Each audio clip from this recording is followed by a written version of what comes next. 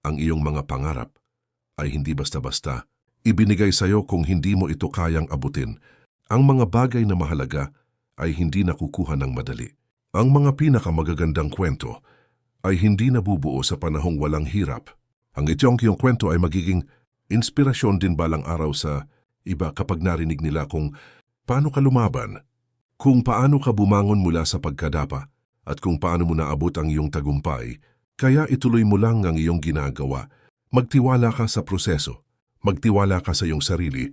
At higit sa lahat, magtiwala ka na darating din ang araw na masasabi mo, sulit ang lahat ng pagod. Sulit ang lahat ng sakripisyo. At masaya ako na hindi ako sumuko. Ikaw ay mahalaga. Ikaw ay may halaga. At ikaw ay tiyak na magtatagumpay.